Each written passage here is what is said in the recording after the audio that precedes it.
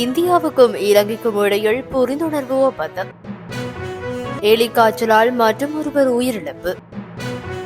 ராமநாதன் அர்ச்சுனாவிற்கு நீதிமன்றம் பிறப்பித்துள்ள உத்தரவு. அடுத்த ஆண்டுக்கான பாடசாலை செயற்பாடு தொடர்பில் கல்வி அமைச்சின் அறிவிப்பு.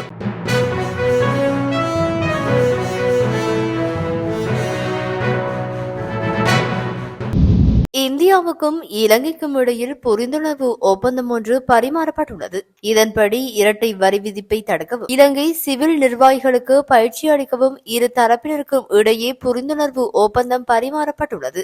இதில் இந்திய பிரதமர் நரேந்திர மோடி மற்றும் இலங்கை ஜனாதிபதி அனுரகுமார திசாநாயக்க ஆகியோர் மற்றும் இரு நாடுகளின் பிரதிநிதிகளாக கலந்து கொண்டிருந்தனர். அத்துடன் ஜனாதிபதி அனுரகுமார திசாநாயக்க மற்றும் இந்திய பிரதமர் நரேந்திர மோடி ஆகியோர் கலந்து கொண்ட கூட்டு செய்தியாளர் மாநாட்டுடனும் நடைபெற்றிருந்தமை குறிப்பிடத்தக்கது.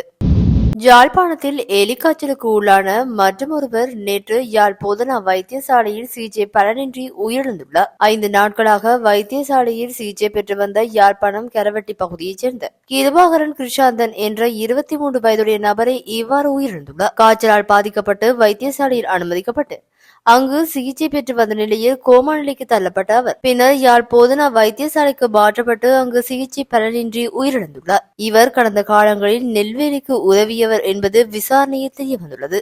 சம்பவம் தொடர்பில் கரவட்டி பிரதேசத்திற்கு பொறுப்பான பொது சுகாதார பரிசோதகர் மற்றும் போலீசார் விசாரணைகளை மேற்கொண்டு வருகின்றனர். யாழ்ப்பாணத்தில் எலிக்காய்ச்சலுக்கு இதுவரை 8 பேர் உயிரிழந்துள்ளனர். யாழ் போதனா வைத்தியசாலையில் அதிகாரிகளின் பணிக்கு இடையூறு விளைவித்த குற்றச்சாட்டு தொடர்பில் நீதிமன்றில் முன்னிலையான நாடாளுமன்ற உறுப்பினர் ராமநாதன் அர்ச்சுனாவுக்கு பிணை வழங்கப்பட்டுள்ளது.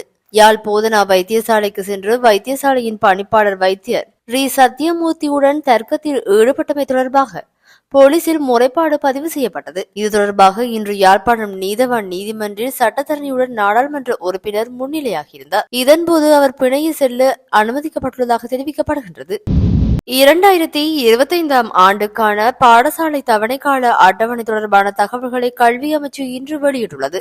அதற்கமைய முதலாம் தவணை 3 கட்டங்களின் கீழ் இடம்பெறவுள்ளதாக அமைச்சு குறிப்பிட்டுள்ளது. எதிர்வரும் ஜனவரி மாதம் 27ஆம் தேதி முதல் மார்ச் மாதம் 14ஆம் தேதி வரை முதற்கட்டம் இடம்பெறும். ஏப்ரல் மாதம் 1ஆம் தேதி முதல் 11ஆம் தேதி வரை 2ஆம் கட்டம் இடம்பெறும். ஏப்ரல் மாதம் 21ஆம் தேதி முதல் மே மாதம் 9ஆம் தேதி வரை முதலாம் தவணையின் 3ஆம் கட்ட கல்வி செயற்பாடுகள் இடம்பெறும் என கல்வி அமைச்சு தெரிவித்துள்ளது. 2ஆம் தவணையானது மே மாதம் 14ஆம் தேதி முதல் ஆகஸ்ட் 7ஆம் தேதி வரை முன்னெடுக்கப்படும். 3ஆம் தவணை 2 கட்டங்களின் கீழ் இடம்பெறவுள்ளதாக அமைச்சு குறிப்பிட்டுள்ளது.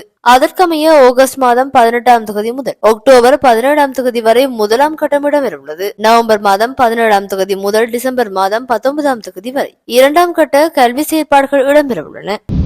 ஆட்ட நிர்ணய குற்றச்சாட்டில் கைது செய்யப்பட்ட லங்கா T10 சூப்பர் லீக் தொடரின் காலி மார்வெல்ஸ் அணியின் உரிமையாளரான இந்திய பிரஜை பிரேம் தக்கரை எதிர்வரும் 18ஆம் தேதி வரை விளக்கமறியலில் வைக்குமாறு கொழும்பு நீதவான் நீதிமன்றம் உத்தரவிட்டுள்ளது. கண்டி பல்லேகலையில் நடைபெற்று வரும் Lanka T10 super league cricket போட்டியில் தனது அணியின் வீரர் ஒருவருக்கு ஆட்ட நிர்ணய ஆலோசனை வழங்கிய குற்றச்சாட்டின் பேரில் சந்தேக நபர் கைது செய்யப்பட்டுள்ளார். குறித்த வழக்கு கொழும்பு பிரதான நீதவான் திரு கமகி முன்னிலையில் இன்று விசாரணைக்கு எடுத்துக் கொள்ளப்பட்டது. அப்போது இந்த குற்றம் தொடர்பாக குற்றவியல் நடைமுறை சட்டத்தின் 127வது பிரிவின் கீழ் ரகசிய வாக்குமூலம் ஒன்றை வழங்குவதற்கு சம்மதம் தெரிவித்ததாக குற்றம் சாட்டப்பட்டவர் தெரிவித்துள்ளார். இதன்படி குறித்த சந்தேக நபரை எதிர்வரும் 18ஆம் தேதி நீதிமன்றில் முன்னிலைப்படுத்தி உரிய ரகசிய வாக்குமூலத்தை பதிவு செய்யுமாறு கொழும்பு பிரதான நீதவான் உத்தரவிட்டார். மேலும் அதுவரை சந்தேக நபரை விளக்கமறியலில் வைக்குமாறு உத்தரவிடப்பட்டுள்ளது.